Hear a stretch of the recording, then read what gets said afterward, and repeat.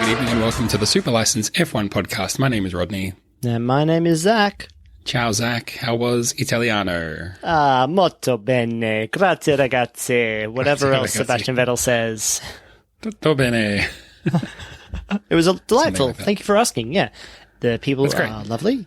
The sun was shiny and warm. The place was beautiful. And now I'm back in, the best city in the world, London, with its 12 degrees and still slight mugginess. But, it was great being in Italy almost for the Italian Grand Prix. I left just before it started. And boy, oh boy, did I miss a great race to see live for the first half at least. But I managed to make it back for the second half. Yeah, I mean, I think you saw the best bit, and then you got to watch the build again, so that's okay. As long as you were able to tweet about it, then it counts. Because I reckon if you see something cool and you don't tweet about it, it doesn't count. Did it even happen at all if you don't tweet about it? Mm-hmm. That's Like it. going to the gym and not posting on Facebook about it. Do people still have Facebook? I got rid of Facebook so long ago that I forget that it exists. Yeah. And then I see it and I'm like, is that what Facebook looks like now? That's that Amazing. thing. Yeah. Wow. Yeah, I mean, some people are still on there, and I guess they're having a good time. I don't know. I feel like I do my bit to try and make it a bit better, but that's only because I know it's so bad. Yeah. Look, I'm not going to begrudge people for using the technologies they want to use. And I'm sure as a WhatsApp and Instagram user, they'll basically Facebook by the end of this year anyway. So Yeah, still in the Facebook family. Yeah, that's true. Zach, it was the Italian Grand Prix, because you were there. You were not at the race. You were just in the country. But we're going to recap this crazy race. Hopefully you've got a super quiz coming up later. We'll have a look at the Fantasy League as well, which, boy, if you pick this result, I want you to buy me a Tatslotto ticket because you've got a bit of luck running through your veins, I reckon. But yeah, that's the show ahead. What do you think? I think it's pretty okay. Do you think we should continue on then? No, I think we should bail. Let's not do this one. All right. Cool. Thanks, everyone. I've been Rod. kidding. You've been Zach. Not going to start again. Whoops, hit the wrong button. Okay. Okay. Let's recap the race. Let us race a bit. I gave him space. Suck my balls, mate. Let's hurry up and get out of here. We've got a race to do.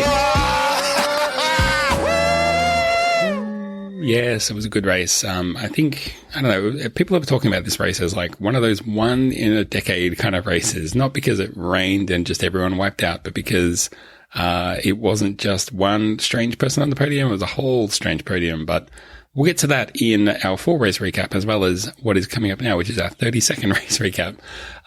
Zach, on a rating of 1 to 10, how sorry do you feel for me having to try and recap this whole thing in 30 seconds? I don't think you could do it in 30 minutes, which is about what we spend on a race recap anyway. So I want you, Terrific. I'm trying to believe in you. I want you to, on a scale of 1 to 5, I think you're going to do it maybe a 2. But if you can hit the key talking points, just give us a little taste of them, then we can go into the detail.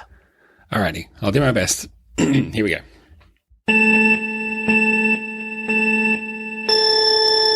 Just a typical podium. Hamilton, Bottas, and Verstappen is not what happened in the Italian Grand Prix. Hamilton was the naughty boy going into the pit lane when it was definitely closed, and he got a big penalty. 20 seconds. Back of the grid. Bottas was kind of nowhere. Verstappen retired, which meant it was going to be 3 unfamiliars on the podium. Of course, unbelievably, barnstorming to the front, Pierre Gasly. 10 seconds. Charging Carlos Sainz, and third, Lance Stroll, the people's champion, 5, the people's podium getter. 4, ahead 3, of a few other cars 2, who, 1. were threatening, but Mate, I said you get a 2. I reckon you doubled that, mate. I reckon that's a 4 out of 5. I reckon you can get at least a 3. Yeah, that was great. That was really good.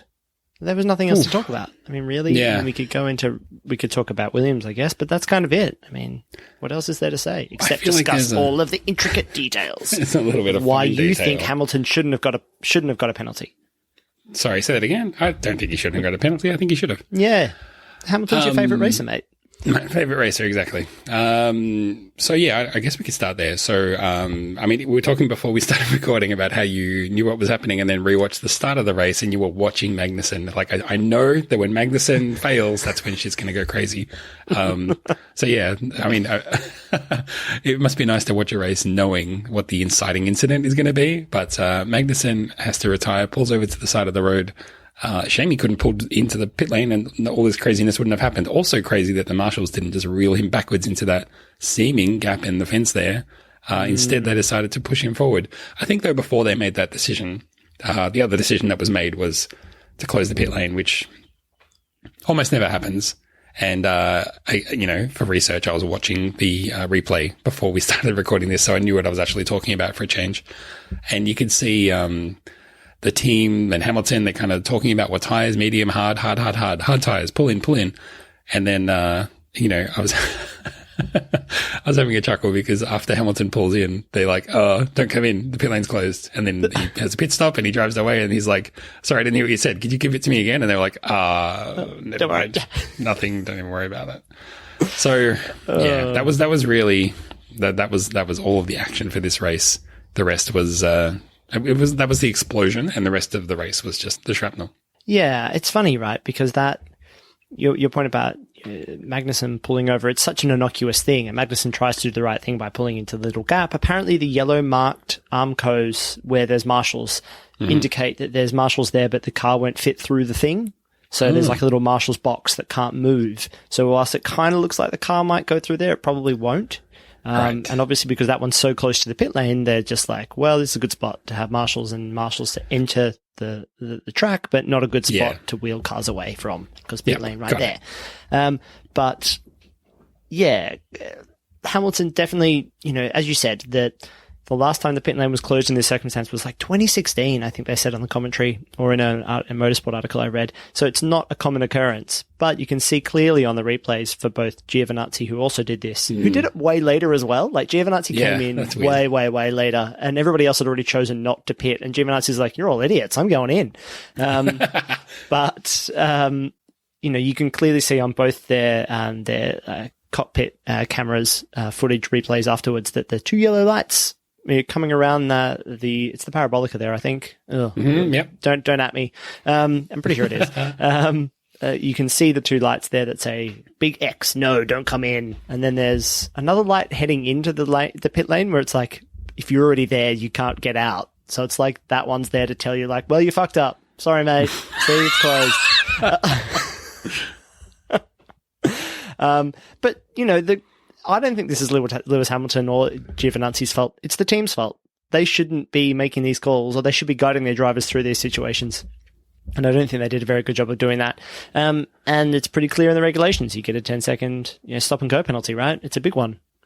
Yeah. Someone made the point, though, that those lights might have been saying safety car, or they might have been saying something else. And it's, whatever. You could make whatever excuse. Oh, the drivers aren't looking that way. They're looking to the right as they go around the right-handed corner. You can make you can say all these things. At the end of the day, it is the driver's responsibility to look at those things. I don't want to be harsh, but I feel like when something has gone down, you should probably be looking around a little bit more than normal. But, at the end of the day, Lewis was accountable. He may not, I'm sure he feels hard done by. And I'm sure we could all probably to some degree, agree with that. But he just seems so not angry, not victimized, but just disappointed. And obviously there was a red flag later, which we'll get to in a sec. But during that red flag, he was like, really? And he decided to go up and have a chat to the stewards, and they showed him a video like, yeah, look, see those things there that you didn't pay any attention to? That's why you got the penalty. And seemingly after that, like I say, he wasn't angry. He didn't have steam pouring out his ears or anything, but he did go in there. That in itself, I didn't like the look of it so much, but he went in calmly. He seemed to come out calmly. So yeah, I can't really begrudge him too much. Massey, the race, what would you call him? He's the new Charlie Whiting, I suppose. Not a steward, but he's a race. What's that word? I'm blanking on it because I've had no sleep for 3 days. Yeah, he's the race boss, race guy. He's the race boss. He's the race daddy. Yeah. He said, no, it's fine. Like, we have an open door policy. People can come and ask questions anytime they need it. And it's an unusual circumstance to have a red flag. So look, yeah, I'm sure in the heat of the moment, he was like, this is fucking bullshit, man. But afterwards he was like, yeah, look, it's a tough situation. It's a tough gig. I've lost the win because of it probably, but I'll put my hand up and say, yeah, I should have paid more attention to that. Or, and I think equal responsibility lies with the team. They said they just didn't see they didn't see it until it was too late. They'd already called him in. They should have said something. Everyone else saw it. No one else came in except for one person. The other half of his team didn't come in. So yeah.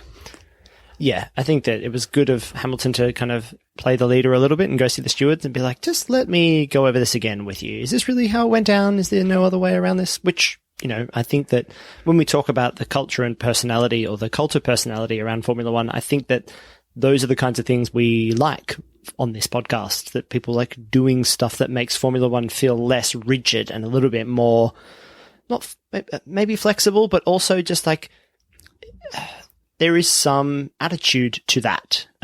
You know, someone not just taking the structures as they are and being like, no, this is a sport that I want to talk to the bosses about and I want to talk about their situation. So I think that was fine. I had no problem with that, and I think it's good.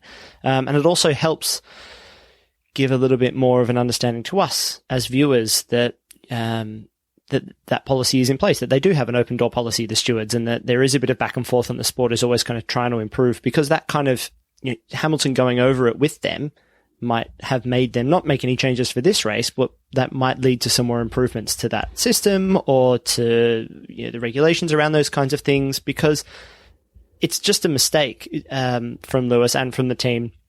But mistakes generally in Formula One are pretty harshly penalized, right? You know, any little mistake, if you accidentally put the wheel on incorrectly or you go backwards in the pit lane, it's like you're out, because it takes itself very seriously. Leclerc made a small mistake. Yeah, exactly. So yeah, it was fine. And look, what this led to was Lewis Hamilton getting put back after the whole scenario of him taking his penalty and getting put right to the back, 20 seconds behind the pack, actually, and just being like, I can make up like 5 seconds a lap. And they're like, can you though? He's like, definitely. The thing is, it doesn't matter. He would have been in clear air. He also would have been in clear air at the end. It doesn't make any difference. May as well just get it done. Yeah, exactly. So, it was interesting because, you know, we kind of glossed over the start, and it really felt like Lewis Hamilton and Bottas were just going to zoom off the start and be like, cool, see you later, everybody. This is the fastest track. We're so set up. Except that Hamilton did that, and Bottas, yes, he forgot to do that. Another bad start. Like, he's having real trouble on his starts. Yeah. And immediately it was like, I've got a puncture, everything's broken. And the team's like, we'll check, but it seems all clear fine. Here. Although, can you trust Mercedes with flashing lights anymore? I'm not sure. Maybe not. And he immediately got overtaken by the McLarens, and by Stroll, I think, as well. Things were not looking good, and he just never really came back. You know, it just seems like those Mercedes, we know this, can't really follow that well, and Bottas especially can't seem to follow and just got stuck. Where did Bottas even finish? Sixth. In fifth? Sixth? Fifth? Around there. Fifth, yeah. Ugh, no good. No good. And Ricciardo was catching him up towards the end as well. Probably just didn't want to risk anything. Well, I mean, Hamilton was catching him up. That's what I was. I mean, I made a bold call. I was like, this probably won't happen, but I want to tweet it just in case it does. I was like, Hamilton's going to finish ahead of Bottas in this race because Bottas is having a shocker. Hamilton is too, but he's on the charge. Didn't quite get it done. He just seemed to reach a certain point, and he was like, boy, the next car is too much, and I'm running out of tires here because I've been chewing them up. Not clear yet what happened to Bottas, but I mean, at the start, obviously, he had a poor getaway, but then also seemed to have some kind of heating issue and couldn't really follow. We know the Mercedes can't follow anyway, but his problems all seemed to be made just worse. And it wasn't the ideal day to be recovering from fifth or sixth back up to first. It just wasn't. That wasn't on the cards for him.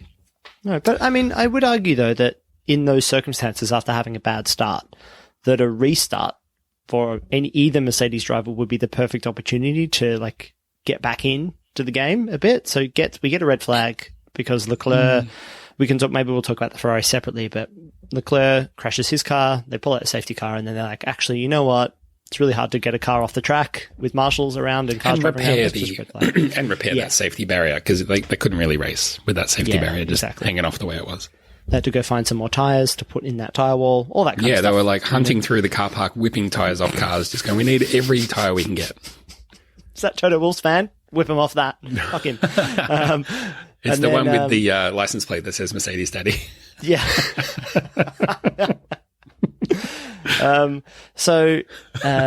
We get the restart, you know, nice new fresh standing restart after the red flag. I would expect someone like Bottas with all the grip that they have and all the pace that they have at Mercedes to kind of eat up some drivers after that. You know, the drivers in front of him, but he just didn't do anything. It's kind of amazing. Yeah, you'd expect that. I mean, but the problem was if he was at the front, he might have had a fighting chance from that point on. But given that he was already back and, like I say, managing some other issues that were affecting his performance, it was always good. He was fighting with one hand tied behind his back, really. But yes, under ordinary circumstances, that's when he and Verstappen too should probably be right up there, thinking this is the day that I claim a win, close the gap to Hamilton, and make this back to something like some kind of a reasonable chance. I mean, it was only last week that Verstappen was saying, my championship is dead. I've got no chance anymore. If he'd won this race, he would have been right back in it. Or, I mean, not leading or anything, but back in more of a mathematical chance, you know. Yeah, I think we even said that on the last show, that it's going to take just a couple of DNFs or a couple of Mercedes finishing outside the points, and suddenly... That's the thing. We had this race and everyone just fell over themselves and decided, don't want any points, thanks. Who didn't fall over themselves, though, Rod? Was it perhaps Gasly, who was falling over himself on the podium because he was so struck with how emotionally charged this win was for him? It was actually, both him and Stroll were sitting in pretty... Well, especially, I think both of them... Especially Gasly was sitting in a good position because before the safety car, the first safety car, he had pitted for hards and was kind of at the front and was like, okay, well, when this restarts, I got a bit of a crack at this. And then the red flag really put him in a good position, but he still had to get past Stroll, who was looking okay as well. And obviously Hamilton was still at the front at that stage anyway, so although he was about to take a penalty. But Gasly had an immense start. Stroll had a horrible one on the restart, that was. And then Gasly just drove probably his best, he would say, probably his best race ever, and managed to keep a storming Carlos Sainz Jr. Easily behind him. It seemed like he was perfectly saving up all his energy for for important parts of the track. That Honda-powered AlphaTauri seemed easily quick enough. I suppose it's only up against a Renault-powered McLaren, but that being said, nobody really expected the McLarens to be incredible, but they had a really good race weekend just overall. But I suppose to finish on Pierre Gasly, this was the kind of performance that that obviously got him into Toro Rosso at the beginning, and then when he was promoted to Red Bull, people were like, he's really talented. And then it just never really worked out at Red Bull, either for stress or too much pressure or whatever it was. Immediately starts looking comfortable again when he comes back to Toro Rosso, now AlphaTauri, and has had a really good season. Let me ask you this question. Does Red Bull look at Gasly again now? Because Albon is not having a very good season. Yeah, boy. I mean, that's the most predictable. I mean, every podcast is talking about that exact question, right? But I mean, the good news is that I feel like you're leading me towards saying yes, and I'm going to say yes. I think they should. The thing that I want to say, though, about it is that obviously what they want to do at this point in time is not necessarily just rush Gasly back into Red Bull. What they probably want to do is whatever's right for Gasly mentally, which is to say, if they threw him into the Red Bull for the next race, or even in a month's time, they have, what they're risking by doing that is undoing all of this momentum that he's got, this great mental space that he's got himself back into after the damage that was inflicted last year. They need to make the decision now that is the best one for Gasly, to be honest, not for themselves in the short term. I feel like the move will be on. I feel like it'll probably be the end of this season. It'll probably get announced before the end of the season, but the switch will be on, the con will be on. The danger then for Gasly becomes what happens if Albon turns around and gets a podium or two or wins a race. I mean, it's hard to see that happening at the moment, but it was hard to see Gasly winning this race before the hand, so who knows. But that's what I think is going to happen. What do you think? I think it's a difficult one. With Formula One staying pretty much the same in 2021, there won't be a huge amount of movement in the quality of the teams, I don't think, unless teams kind of fall a little bit further behind. I would be tempted at Red Bull just to keep everything the same, and and focus on keeping Gasly at AlphaTauri. And there's no harm in AlphaTauri strengthening. And, obviously Red Bull doesn't like losing to their B team or their sister team, I suppose. However, having someone like Gasly in the wings so that when we move into 2022, they can make a really strong decision about what will Red Bull look like in, with the new Concord Agreement, with new regulations, with all that kind of stuff, the new formula, all those kinds of things. The other side is that if I was Gasly, I would want to stay where I was, consolidate my position, get really comfortable, and we've mentioned this in the past, look at getting out of Red Bull. Like, get out of that program. Because you get upgraded, he has a bad time, and then immediately each race he would have at Red Bull after getting re-promoted would be so stressful. And we know he's a driver that, he pushes quite hard, and that means you can have mistakes. And if you're not the golden child at Red Bull, mistakes aren't forgiven. They're not really looked at lightly. Verstappen can make mistakes, and it's like, yeah, but he'll be world champion one day, which is probably true. But Gasly and Albon and any other, the second driver at Red Bull doesn't have that same amount of that much slack, I guess, is probably the best way of saying it, or that margin for error. So, it's a shame that Fernando Alonso is coming back to Renault, because could you imagine Ocon and Gasly at the newly, Frenchified Alpine racing in 2021? It would be incredible. So I think there's a missed opportunity there. And so, yeah, I think you could be right. I think that Red Bull is so cutthroat, and Helmut Marko is just so, like, if you underperform, you're out. Let's keep pressure on these young guys, and that produces, great wins. Well, they haven't produced a world champion since Sebastian Vettel. And, Carlos Sainz Jr. is good, Ricciardo is good, but there's more failures through the Red Bull program than there is winners. So I'm not sure if their structure is the best. I guess the balance they need to strike in terms of finding someone to partner with Verstappen is, we want someone who's with a wingman for him, but you can't be a wingman if you're in different airspace, right? So, they want someone who's not going to distract Verstappen by being such a threat to him, but is good enough that he can disrupt and help them flank the opposition. So they need to get that balance right. I'm just not sure that Albon is playing that role. Now, he might be able to step up and play that role. Like you say, I totally agree that a good path for any Red Bull driver at AlphaTauri is to get the fuck out of Red Bull entirely, just leave. That's not a bad option for the next 5 years, probably, unless you think you can beat Max Verstappen. Or not even beat him, but get the team on your side against him, which, boy, that would be really hard to do. So yeah, look, both good options, I think. Well, and especially because Gasly has a team on his side in AlphaTauri. Yeah, I fucking love him, and he loves being there. And so then to go to Red Bull and then to go to Red Bull again and have them be like, oh, welcome back. You know where all your shit is. It's the stuff that Verstappen didn't want. It's the one in the next door garage. When you go to football grounds and you see the home changing rooms versus the away changing rooms, and the home rooms have got like massage tables, plasma screens, all this kind of stuff, and the away dressing rooms is like one small bathroom. That's what I imagine the second garage at Red Bull is like. It's like, look, I suppose, the shoes might not fit you, but they'll stretch, they'll work out, just cross Verstappen's name off the race suit and we'll just write in Gasly. Like, it's just... The F1 equivalent of that is when they're sitting in the garage and whether a driver has two screens or just one screen. But the other good thing is, remember when Albon replaced Gasly and they had to just like Photoshop Albon's head over Gasly's head? Now they can just either Photoshop it back or just like Command Z back to the original and just problem solved. Exactly. There's a lot of efficiencies if you think it through. There's also a lot of other drivers. So maybe you want to talk about some of the other stories from the race. We mentioned Leclerc dropping it at the now I'm forgetting what it's called, Parabolica. Yep.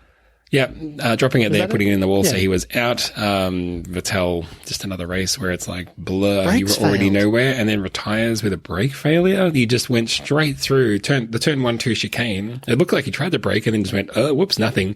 I'm sure in his mind he was like, I know that those barriers are made out of polystyrene, but boy, if you have any little bit of doubt in your mind as you're hitting those things, you definitely feel it. I'm sure he was wearing the brown underpants.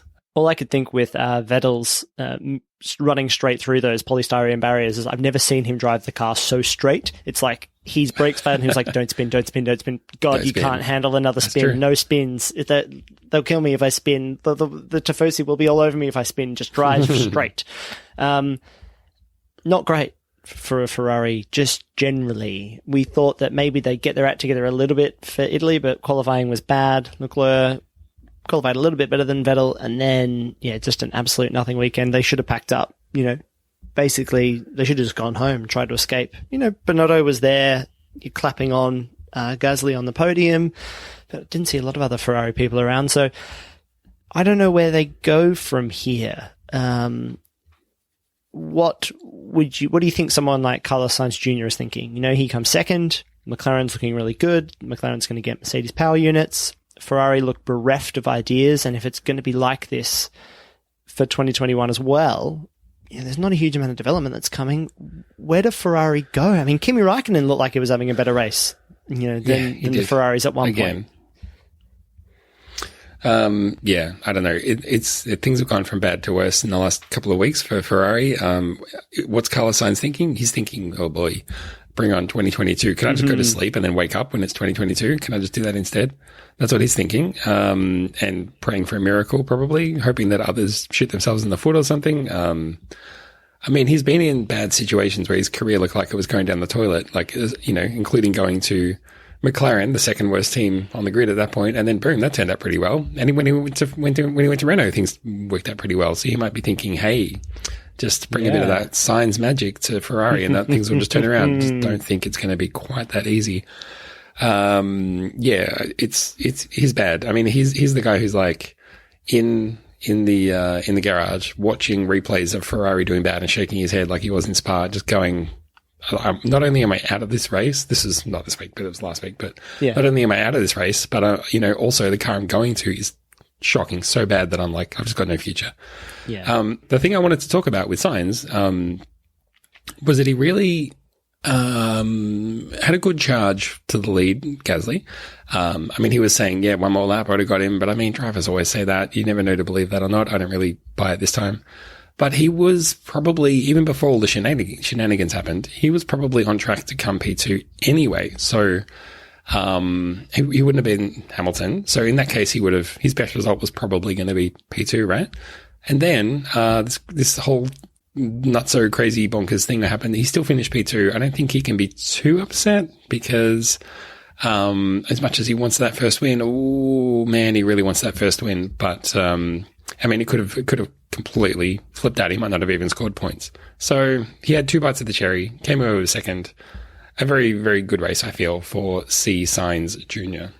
Yeah, I think that you could say something similar for the Renaults as well. Like for Daniel Ricciardo, basically started sixth, finished sixth. To kind of get out of this, as you say, kind of all the shenanigans at break even. You're kind of like, all right, we didn't, the cars didn't break down. We got points. I think that's how McLaren will be feeling. They'd be disappointed with not getting the win, but Sainz really wanted it. But afterwards, it's not like he was devastated. And I don't think McLaren were absolutely devastated either. They were just kind of like, if only it had gone differently. But the race was so weird that, we're just happy with a great race weekend. Second and fourth, as you said, if McLaren was still involved there, and essentially they were, Bottas was involved there, and the McLaren's kind of got past Bottas on merit, they were probably likely going to finish in the top six anyway. So this was overall a great points haul, like 30 points for McLaren this weekend. That's immense. Yeah, it's crazy. Considering where they used to be. So yeah, I think a lot of teams are probably just going like, whoo, at least we didn't fail and get taken out and didn't make really bad strategy calls. Everybody kind of got to play it relatively safely. I think the red flag probably helped a lot with that. Whilst the restart, it worked really nicely for Gasly and Stroll. But for everybody else, it was kind of like, all right, just take a deep breath. We'll put new tyres on and let's just get to the end of this. There's nothing we can do from a strategic position here. Just put the right tyres on and race to the end. It's a sprint race. It's just going to come down to the reliability and skill of the drivers, which is when you look at the field, if you take out, the Red Bulls and the Ferraris in that circumstance, and not less the Ferraris, but the Mercedes as well, the midfield is pretty densely packed. There's not much to separate them. So track position meant a lot for those teams. So there wasn't too much in it, I don't think, after that red flag. I don't think drivers felt like they were going to suddenly lose like 4 or 5 positions. They were probably going to back themselves to either hold where they were or overtake 1 or 2 people. Does that make sense? Yeah, no, absolutely. Yeah. I was going to say, just to round out the race discussion, this was the farewell race for Claire Williams, who was at the track. Frank Williams, who I don't think was at the track, but after the Williams sale, which we talked about last week, and Claire Williams made such a big deal about, yes, the team will still be called Williams, even though we have sold it. I didn't realize, no one realized the weight of those comments, because soon after it was announced, we're also leaving. We won't be around. So this is our farewell race. So, the end of an era, a dynasty. It's not clear what they're going to be doing yet, but I thought that this might have been a chance for Claire to sink or swim, but obviously she doesn't want to be, she doesn't want to achieve merit for anyone else other than the team that she's led already. She'd rather walk away and make a clean break of it, so that's fine. And Frank Williams, obviously, a terrific career, an incredible achievement with the team that he built from nothing, and they're going to be around in name, but, it does feel like the closing of a chapter. Yeah, definitely. Williams is very much a connecting team from the past, and maybe the past push outside of the really big heavyweights of like Mercedes, Ferrari, and even McLaren to some extent. Williams is that other name. That it's like, what is Williams? They're not a car manufacturer. They're like a racing team, and everybody else is a car manufacturer. And I think that says a lot about their legacy. And there's something about them that harkens back to, a sport that was all about racing, and maybe less about the marketing and less about the brand extensions and less about, people buying car manufactured stuff or energy drinks, and more about like, how good can we be as a racing team? And I think that's what disappointed so many people when they started getting worse, is that the big names weren't associated with the team anymore. Probably Massa was the last big name. I know you could maybe say Bottas, but Massa was the kind of last big like race winner, almost world champion kind of. He wasn't a world champion, right? Why is my brain fizzling out like that today? Well, almost, because he was famously pretty close. Second. Yeah, exactly. Famously. I was like, did Massa not win a world championship? Amazing. Nope. But since he's leaving and Bottas going to Mercedes as well, it's just kind of just been a bit of a downward spiral for them, and nobody wanted to predict that Williams would end up here, because everyone was like, they'll find a way back. It will kind of work itself out. But I just don't think there was any gas left in the tank. Also, the CEO has been moved on today as well. I say today, I mean the day we're recording, but that's just part of, if you buy a team, you generally would swap out the operational and executive staff if you wanted a kind of completely clean slate. It would be really interesting to see how Williams go for the rest of the season with all of these changes. And who kind of steps up and comes to the fore. So, yeah, do you reckon they will get better or worse this season with all of these changes, or they just kind of keep hoping to turn up?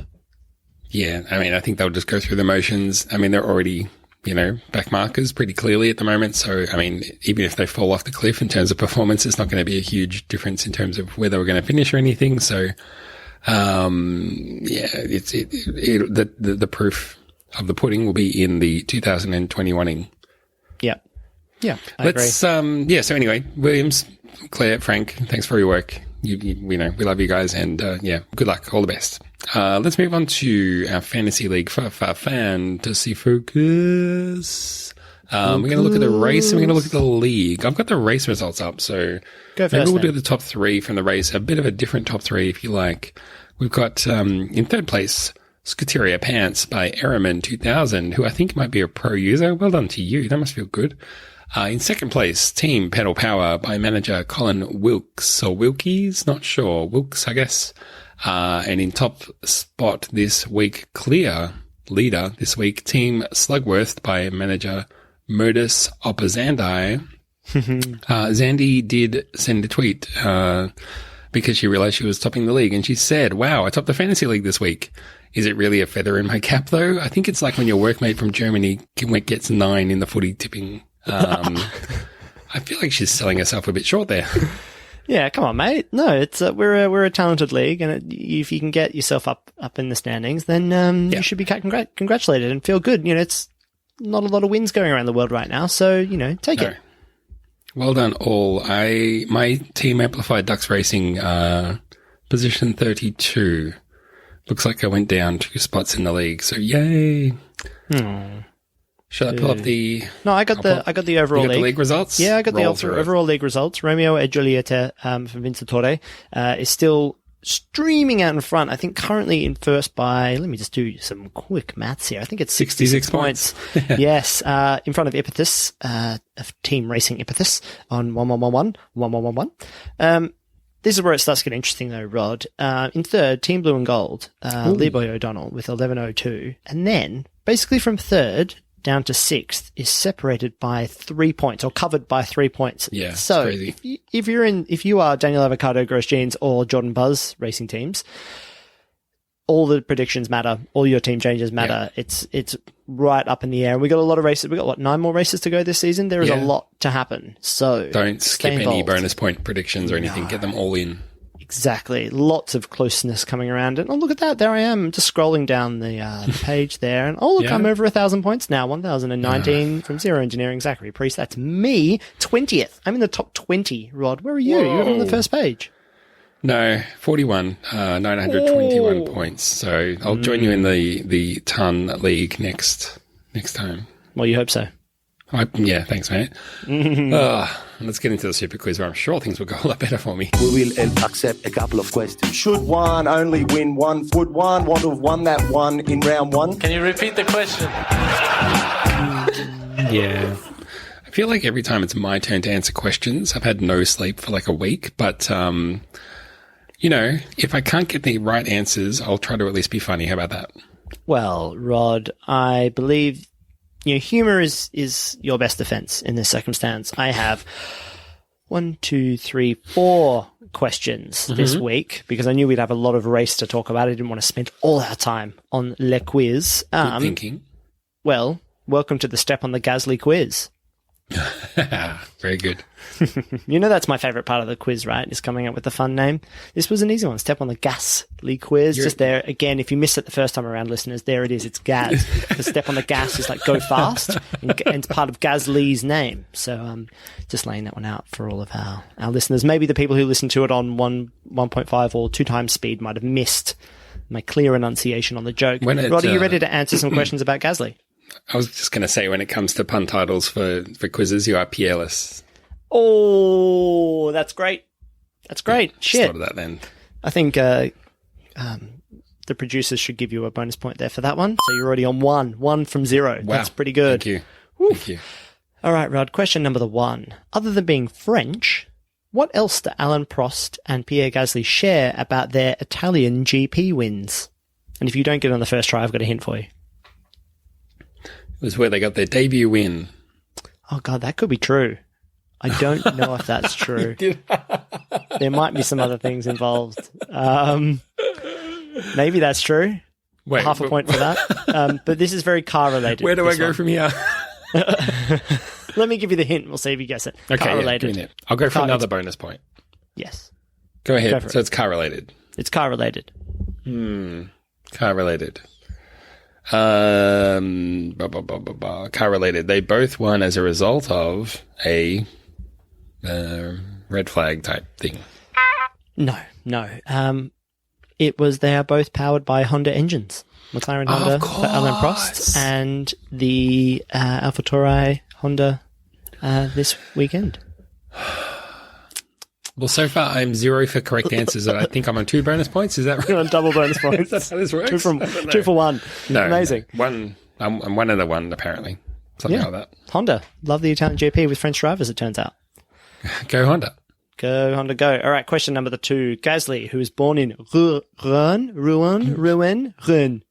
in France. Which track is closer to his birthplace? Is it A, Paul Ricard, which is the current home of the French Grand Prix, or Spa-Francorchamps, or Silverstone? Don't know my geography. Paul Ricard is in France, so I'll go with Paul Ricard. No, what a trick. What a big trick question. Paul Ricard is quite south, and Rouen is quite far north in France, very close to the English Channel. However, Spa-Francorchamps is still just a smidge closer than Silverstone. So Spa is the closest race to his birthplace. I don't know if you know this, Zach, but it can be raining on one part of the track in Spa, but dry in the other part. It's so big. It's so big. It almost Spa actually goes past his house. In Rennes. Yeah, it's pretty amazing. Actually, some of the track is part of Monaco. People don't talk about that very much, but it's so large. But you get the truth here. Yeah, you get the truth here. All right, Rod, question number 3. I'm at Spa right now. It's that big. I'm sitting at Eau Rouge. I'm on the track. Eau Rouge. That's Radion. Blurg. Okay, come on. Other than racing cars, what gives Pierre Gasly the biggest thrill? I've got 4 possible answers here for you, Rod. Is it roulette? Is it scary movies? Is it spearfishing? Or is it playing football? The biggest thrill. I mean, if you were going to ask a question about, hey, I hear that you play football, what do you get out of that? Would he say, I get a thrill out of that? I get a big thrill. I just get thrilled out of that. I feel like I'm going to go horror movies, scary movies.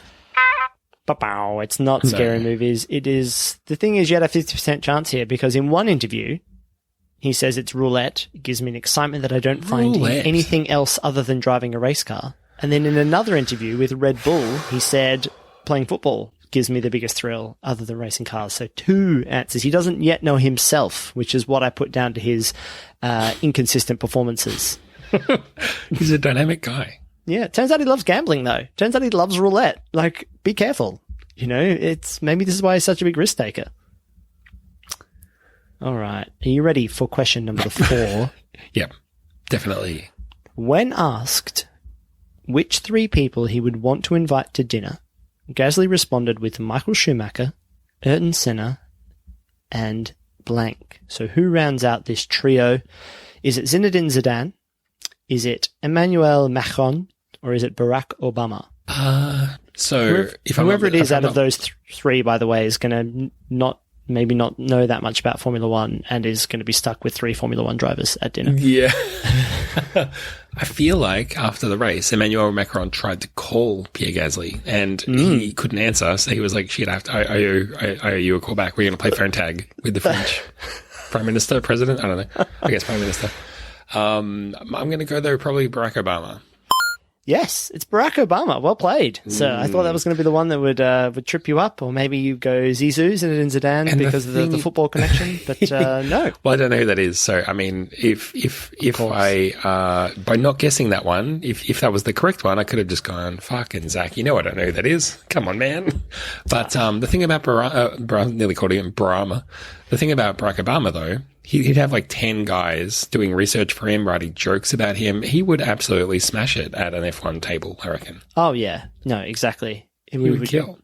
But it would be interesting for Ayrton Senna, who probably doesn't know who Barack Obama is. I don't know why I stumbled over that. Barack Obama is. That would be interesting. Like, oh, I know who Michael Schumacher is, and I suppose I've been invited by this person, so I know who they are. Yeah. But who is this Barack Obama?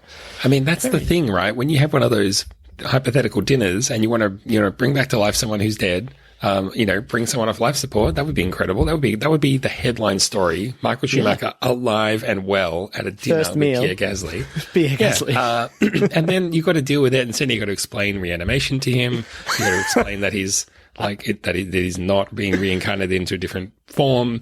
No. I mean, it's going to be a testing night. It's not going to be all peaches and cream for him. That's all I'm saying. No, but hey, if I want a steady hand on that rudder, it would be Barack Obama's. I think he would see us through that dinner. I don't think Gasly's going to have to work too hard at this dinner.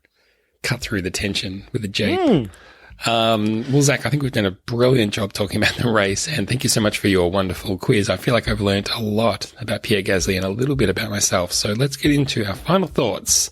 I was going to mention earlier, when I was doing the 30-second recap, for you to remind me, when we get to final thoughts, remind me to talk about 30-second recaps. So I have one in the chamber, but if you want to go ahead, go ahead.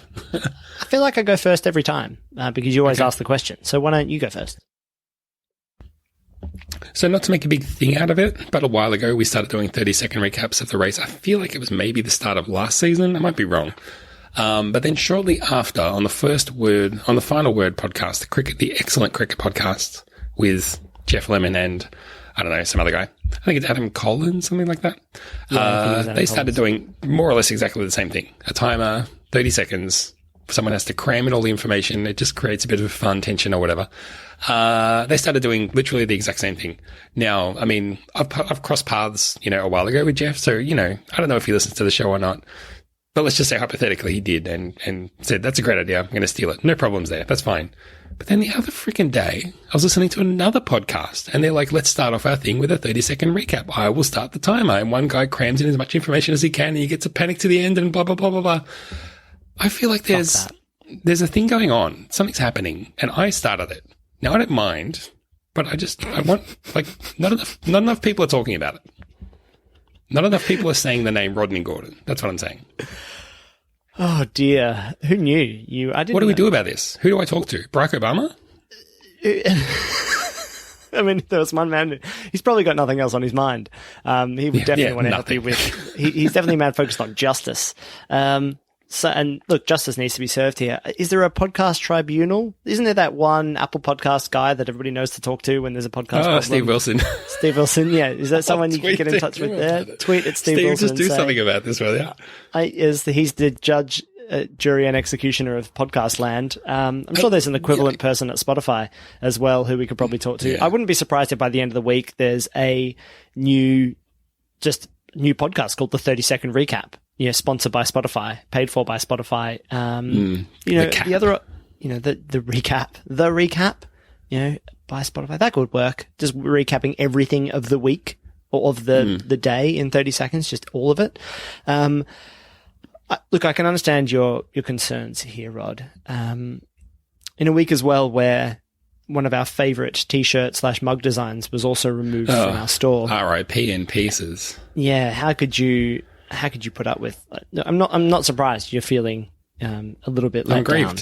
Yes, but in the end, think of it as flattery. People are stealing our great idea. Who knew that our audience was so large? If you feel differently, Super License Universe, go and tweet at these other podcasts that are stealing. What were they? It was The Final Word, and what was the other one? And the worst idea of all time. I've mentioned them before on the show. I've given them a plug. I've done what I can with my limited ability to promote them up. All I'm asking for is the same. Look, I'm going to see the stewards. I'm going in calm. I'll come out calm. I just want clarification. Yeah, exactly. And I can support you in this, Rod. They didn't see the lights, and that's their fault. That's it. Let's go with that. Let's go with that. If you're thinking about starting up your own podcast and stealing our 30-second thing, it's fine. Just don't use the Mario Kart countdown because that's ours. We're gonna get emails from someone saying, "Hey, motherfuckers, I started the Final Thought and you stole it from us." Yeah, fuck you. I mean, what's the Final Thought? Is that what's his face? The talk show, American talk show. Are you going to say Jeff Springer? Yeah, Jerry Springer. Springer. Didn't he do a final thought at the end? I think he did a last thought.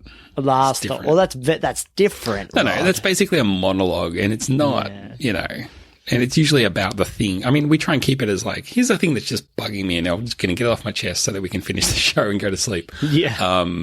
But go to work. His was like, look, here's the lesson that we learned. It was basically a moral tale, Well, in that vein, then, my moral tale is, how about we get some nice sprint race, reverse grid kind of stuff happening on the weekend because, look at this great racing. No, that's all bullshit, Rod. As people are quite rightly pointing out on Twitter, the reverse grid stuff's all bullshit. What you actually need is competitive racing. And I think it's probably time we fucked off these tyres and got ourselves some nice strong tyres so that tyre strategy disappeared because I'm sick of all of this. Like, look after the tyres. Just, you know what happens when you don't have to look after the tyres? This week, the reason the racing was so good is we essentially got 2 sprint races in one race because no one had to think about tyres.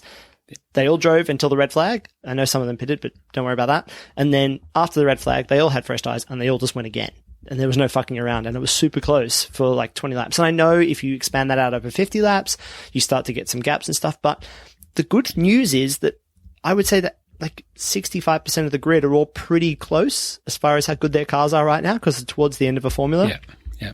The racing could be incredibly close. We saw it for the first 10 laps this weekend. The racing was immense, even though, Lewis Hamilton was driving up the road. It was little, like, cars going, 2 cars, 3 cars going into each corner, all that kind of stuff. That was because they weren't thinking about their tyres yet. And after 5, 6, 7 laps, everyone's like, all right, think about the tyres, guys. We've got to work out our tyre strategy. We've got to work out what everybody else's tyre strategies are, blah, blah, blah, blah, blah. It's all bullshit. Cut the tyre bullshit. Just give everybody tyres made out of granite or whatever, and they'll last like 4 races. Just give, you know what? Everybody can have 4 sets of tyres for the year. And then we'll see some real tyre strategy, right? But yeah, it's like Bernie Eccleston said, what everyone wants is tyres that they put on at the start of the first race and they take off at the end of the last race of the season. Exactly. But I mean, am I crazy? Is it all we seem to talk about is bloody tyre strategy, and that can't be the fucking sport. I mean, it's, I can't tell you how happy it makes me to watch all of the British F1 Twitter realize, this thing that we've been like, it's like poking a bear. We've been trying to get this idea of reverse sprint races up for ages.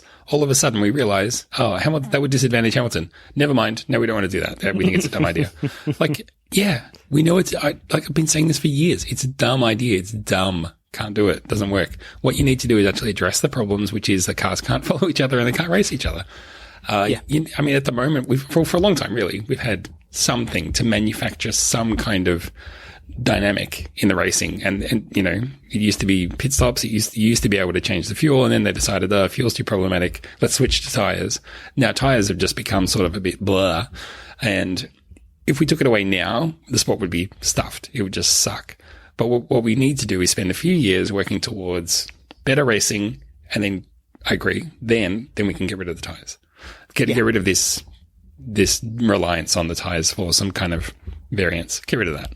Yeah, well, I just don't understand why we still have you can have different tire compounds. You probably don't need 3. You probably only need 2. You don't need to force everybody to use both in the race either. Like I can understand giving people options, right? Because then that will let teams go like, we're actually better on this tire, or we had a different problem. Yeah. Like, we had a wing problem that we needed to adjust, so we had to pit early. So let's put on some better tires that we know will, like the harder tire that will last the rest of the race, so we don't have to pit a second time to swap tires again. But this it's so complicated that you can't change any piece to try to improve the racing because it will impact the other ones, and there's too many moving parts. So simplify the tire stuff. Just thinking about that through a little bit, literally all you have to do is take away the requirement to use different tire compounds. Yeah. I mean, if you start on the hard and you want to go hard, just let them do that, because then they can push the whole race. And if you're in qualifying and someone else is qualifying on hards and you want to start ahead of them, you're going to have to go for softs, which means in the race you're going to start on softs, and then you're going to have to go soft hard anyway. Yeah. So it kind of just takes care of itself. Just get rid of you need to stop for different tires. Still make them still stop, but you could get rid of the requirement for 2, I reckon. Exactly. And then you probably wouldn't even need if you qualify on Q2 and these tires, you have to start on them. You could probably get rid of that as well, because, this is the problem. That only... Maybe, I don't know. Well, I just don't think, the people who are qualifying like 6th, 7th, 8th, 9th, 10th, aren't necessarily always guaranteed a spot in Q1, if that makes sense. So in Q2, they kind of have to burn soft tires, and Mercedes are like, well, we'll just put the mediums on and we're definitely going to get through to Q1. So it's not helping anybody else. In fact, it's disadvantaging everybody behind Mercedes. So the thing it's trying to do, which is try to bring the midfield up into contention, it isn't actually even doing that either. And it's so hard for people to fucking understand. Anyway, that's the biggest rant I'm going to have. So that's my final rant / thought. Well, there you go. Do you agree or disagree? Send your emails to superlicencepodcast@gmail.com. Follow us on Twitter, Superlicense. And if you're on Facebook and you want it to be better than it currently is, come and join the Facebook group. I think it's called Superlicense Universe. That's it. Zach, there's another race real soon. Good to have you back. I was going to say back in my country, but it's not. You're just back home, and that's nice. Yeah, that is nice. And we get to go to Mugello. I don't know anything about this track. I'm really excited. Me either. It's the first for me. Yeah, cool. And I'm home. I'm going to get some nice Italian beers, and I'm going to sit down and I'm going to watch the race in nice, calm conditions. That's the thing I'm going to ask you about in a minute, but we won't do it right now. The listeners will just have to miss out, because we're going to say, till next week, we're going to see you next time. Bye-bye. Bye-bye. My name's Ben Rodney. Whoops, hang on, let me start it again. Hey. Until next time, my name's Ben Rodney. My name's Ben Zach. We'll see you next week. Bye-bye. Bye-bye. Oh, yeah.